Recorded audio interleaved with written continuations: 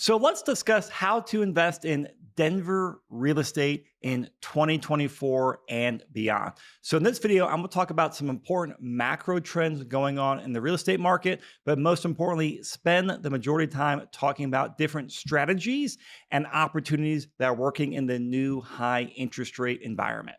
Hi, my name is Chris Lopez, and I'm a local real estate investor here in Denver. I spend a lot of time studying trends and looking at deals for two reasons. One is for my own personal portfolio. And then secondly, I have guided hundreds of investors over the years in helping them find the right rental properties and the right investment forums here in Colorado. So I'm gonna go through a lot of data and share some graphs today. If you want more details, come check out the blog post that's linked below this video. But I want to start off with really emphasizing that we are in a new market cycle. Interest rates have gone up, which we all are aware of. And because of that, the market has changed. So the opportunities and the strategies that we saw in the previous cycle, those are no longer available. And I'd also say that the easy days of investing are over.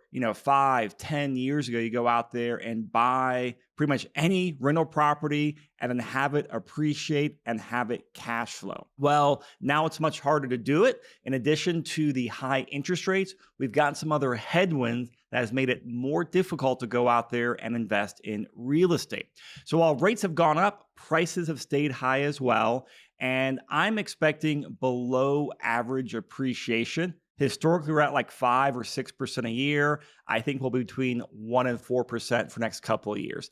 And actually for 2024, we're right about 2% right now. We've also are seeing below average rent growth, and we've seen a big increase in property taxes and insurance. So high prices, high rates, and higher expenses make it much harder to cash flow. Now, for anyone out there that's looking to buy real estate or already has properties, make sure you're aware of the new legislation that Colorado has passed in 23 and 24. A lot of it has changed the ways that you can go out there and manage your rental properties. So there are new laws that you need to make sure you comply with, and it's also making it more difficult to go out there and invest. All right, so a big question I get is, are Denver real estate prices going to drop? And my prediction is no. We have not seen them drop, and I don't think we'll see them drop in the future. So this is a chart going from 1973 to 2024 that shows home prices and condo prices. And you can see here in the 2007 to 2009 timeframe, I highlighted where the housing crash happened.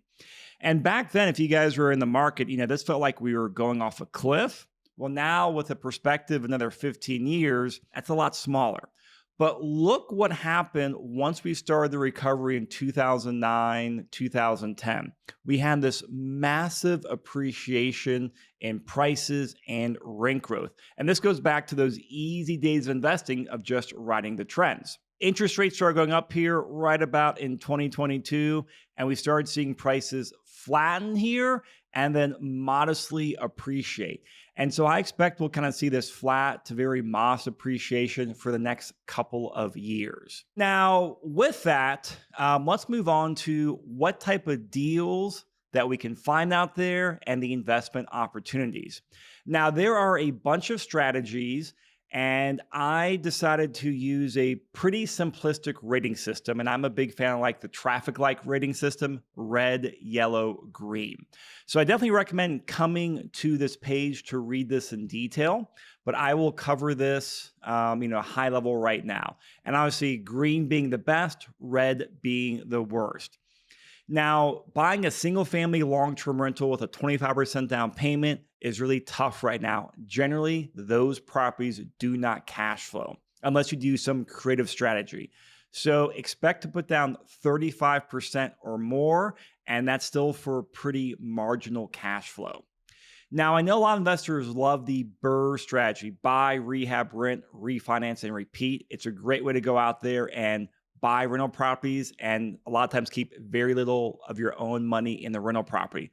The problem is that it's just really hard to go out there and execute BRRRRs on single family rentals right now. And the other strategy that's very tough right now is short-term rentals. And this is due to just, there's a big short-term rental growth, kind of very similar to what we saw in the previous chart.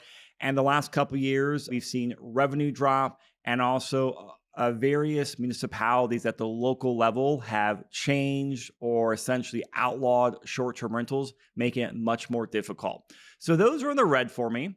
The yellow ones are these next three. One is buying new construction investment properties. We're at a very interesting time right now where a lot of times the price for a brand new build is about on par with a house that was built 50 or 60 years ago. So if you can go out there and buy a new house that often has lower, can have lower capital expenditures for the next 5 or 10 years, and also has a much more modern amenities that help you attract and get the highest rent from your residents. But still, I expect to be putting down a 35% plus down payment if you can go out there and buy a new construction rental property. The next one is in residential multifamily, and that's in 2 to 4 units. So duplexes, triplexes, and fourplexes. While a lot of people want to go invest for cash flow, it's very hard doing single family. Generally speaking, we're seeing better cash flow in 2 to 4 units. And I'm seeing a lot of my Denver investors, they are investing in Colorado Springs. We're buying a lot more fourplexes down there than we are in Denver. They just have a lower price point and slightly better cash flow. The next one is medium-term rentals. And these are 30-day plus rentals, usually like 30 to 90 days or 30 days to like 6 months. And these can be your traveling nurses, your digital nomads, or people who are relocating or just going through life transitions. So I am seeing a lot of my investors pivot towards this. Either they're long-term rentals to here, or they're pivoting short-term rentals to medium-term rentals. Now, the areas that are in green, and I think these are the best strategies I'm seeing in the current market cycle. One is room by room rentals. If you want to go out there and buy a single family home and maximize cash flow, oftentimes in the double-digit cash on cash returns, then you need to go out there and look at room by room rentals. Go out there and get a 4-bedroom house, add a couple bedrooms in the basement, and rent out 5 or 6 bedrooms individually, often between $800 to $1,000 per room. Now, these are more hands-on intensive, but they are generally speaking the best cash flow out there. Now, another strategy that works very well is house hacking. And house hacking is for people that can utilize a property where they can move in the property for a year by utilizing a low down payment in the 0 to 5% down range, and then rent out some rooms or do an Airbnb while they live there. Then after you're convert it to a long-term rental or in combination with other strategies. So house hacking is working extremely well right now. Anytime you can put down a very low down payment, leverage is often in your favor for long-term wealth building. Now, the next strategy where I'm seeing opportunities is in the commercial multifamily. So think like 5 units or bigger, and I'd say like in the 5 to 50 unit range. If you don't go out there and find some good deals and maybe start burring or doing some bigger value add projects, I'd look in the 5 to 50 unit properties. Also seeing some good opportunities in residential development. Once rates went up, 2 things happened. We saw land prices drop, and a lot of the construction costs between labor and materials have stabilized since the COVID issues. And so prices have dropped and construction costs have stabilized. And overall, Colorado is still in a big housing shortage. So there's some great opportunities to go out there and develop properties and then build houses or townhomes and then sell them to individual buyers. The next strategy I'm seeing a lot of green light towards is investing in syndications or in funds, aka passive investing. And this is where you're investing in a bigger deal, but someone else is operating the property. So again, that was the quick overview on there. And definitely come visit here for more of the details. I can see there's a lot on here. Now, what comes up is, okay, I got the overview of those properties on there, but what's the best investment for you as an investor? And this is probably the most common question I get after our price is going to drop. And so it's very hard for me to give you one-on-one advice over a YouTube video. If you want that, come sign up for one of our free investment consultations. But general guidance, I've broken it down to 3 areas, and depending on how much availability you have in these 3 buckets, that will help guide the strategies that you should focus on. So one is bandwidth. How much time and how much mental space can you commit to a strategy? The second is capital. How much capital do you have to invest, or how much capital can you raise from friends, family, and partners to go out there and fund the deal? And the third is experience. Are you new to investing, or are you an experienced operator? Again, there's no right or wrong answer. It really depends on where you are in your investing career and also your life stage. When I started investing, I was, had high bandwidth, low capital, and low experience. I was a young single person, and now I'm a busy professional with a family and 3 young daughters. So now I've gone to a lot less time, and I have more capital and more experience to go out there and utilize. So depending on where you are in your life, those are going to adjust. Now, to give you some buckets, there are 3 common investor avatars that I talk with all the time, and I'll give you some general guidance on how they're investing in the Colorado market. So the first avatar is an investor with high bandwidth, meaning they have time and mental capacity, but a lot of times low capital and low experience. So these are often newer and younger investors.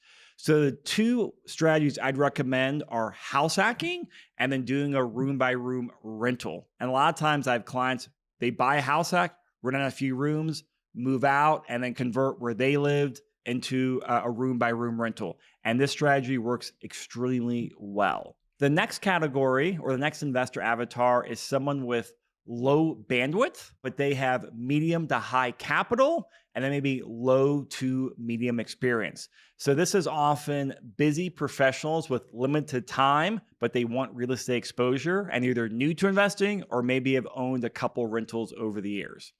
So if you want to go out there and buy direct assets, I'd recommend looking at new construction for long-term rentals, and then 2 to 4 unit multifamily rentals as well. Again, you're going to put down probably a 35% down payment, but those are great places to park cash and still get some upside, in my opinion. The other strategy I'd recommend is looking at syndications and passive investing, where you don't have the time to go out there and find the deals or the experience to operate them, but you got the capital to invest with a group that does. Now, the third category of investor is the investor with high bandwidth, and then medium to high capital, and then medium to high experience. So I call these, either professional investors or investors that have had, decades of side hustles of managing their rental portfolio and maybe doing some burrs or fix and flips through here. So some great opportunities for this investor is in the 5 to 50 unit commercial multifamily. So we're talking about apartment buildings here, and then also in residential development. Both of those take experience and capital, and also actually high bandwidth as well. So you have all 3 of those. There's some amazing deals out there right now in those 2 strategies. Now I'm seeing some of these investors, while they have the experience and they have the capital, they don't necessarily want to invest the bandwidth into it. And I see some of those investors moving over to syndications and passive investing, so they can still take advantage of some great market opportunities, but stay more hands-off. So I know I went through a lot there, but then I broke down the same strategy chart into these 3 categories of bandwidth, capital, and experience. So you can come through here and see my rating on here. Again, use this as general advice for how you can go out there and navigate the market and find which strategy is right for you. All right, the next topic I want to talk about is, where are we seeing opportunities? And opportunities are created by pain in the marketplace. Looking back, so many people wish they invested more or started investing after the 2008 crash. And many people have been waiting for the next 2008 style crash. Now, it's very rare that we see the exact same crash or pattern happen, but we'll see a lot of similarities. So while the spike in interest rates are not causing residential properties, 1 to 4 units, we're not seeing those property values drop a lot or be in distress, generally speaking. It's actually creating some havoc on the commercial side. So by commercial, I mean basically everything that's not a 1 to 4 unit property. So apartment buildings 5+ or more, self-storage, development, office building, retail, industrial, everything that's not 1 to 4. Because those loans are generally either floating or in a 5 to 7 year fixed term. So when those loans adjust, people are going from a 3 to 4% interest rate now to a 6 to 8% interest rate. in addition to increased operating expenses between labor, insurance, and taxes. So that's creating a lot of pain in the marketplace. So the best way to illustrate that is to go back to another graph here. And so this is the Denver metro apartment prices, and it goes from 2007 to about the end of 2023. So the green line here is 2 to 4 units, and the dashed line on the bottom is apartments, so 5+ units. So this is true commercial investing. And you can see here during the 2008 crash, these properties, they dropped some, but nothing like they did in the residential crash of 2008. But then prices and values were going up. And then once COVID happened and we implemented the zero interest rate policy, you just see values skyrocket. And then interest rates increased, and now we started seeing values drop. So in high level macro terms, this is about the most similar crash we're seeing to 2008, but understand it's happening in the commercial sector, not the residential sector. So if you want to go out there and, buy assets at lower prices, and we are buying assets right now, or say apartment buildings at like 2020, 2019 prices, just like this graph is showing. We're seeing those opportunities in the commercial space, not the residential space. So I'm doing a lot of my investing here now, as I think we're bottoming out and going to ride that recovery wave like we saw in the 2008 residential recovery wave as well. Now, you might be excited by those prices dropping, but wondering, how do I access these deals? I, like many investors, went through a big paradigm shift when I went from residential to commercial investing, and I can't source and run these deals like I did my residential investments. And that really comes down to scaling my business. And by scaling the business, that's, a combination of getting commercial brokers, commercial lenders, more partners on board, less solo investing, and also getting bigger teams involved to help run the projects. So it does take scaling your business, and also for most people, a paradigm mindset shift. So going back to like those 3 investor avatars I talked about, I'm going to the first one of, someone with high bandwidth, low capital, and low experience. They have very limited options to go out there and invest unless they get really scrappy and go out there and start finding deals or working their way into a bigger deal. So very limited options. Unfortunately, it's just hard to invest without experience or capital. So my recommendation is to go out there and continue investing in residential and build your capital and build your experience. Now, the second avatar, someone with low bandwidth, medium to high capital, and medium to high experience. My biggest recommendation is to go out there and really look at syndications and passive investing if you want to get commercial. Over my career, I've seen many investors with limited experience but high capital not able to fully execute their business plans. They bought an apartment building and not gotten the returns that they sought. And so it's been a lot of times more pain than reward. Now, if you're the third investor type of high bandwidth, and then medium to high capital and medium to high experience, AKA the professional investor, well, then I would recommend looking at, scaling up to the 5 or 50 unit multi-range or into residential development if you want the challenge of scaling your business. Like, I enjoy challenges, I enjoy going through processes. And if you have the bandwidth to go out there and really put your attention to go out there and scale.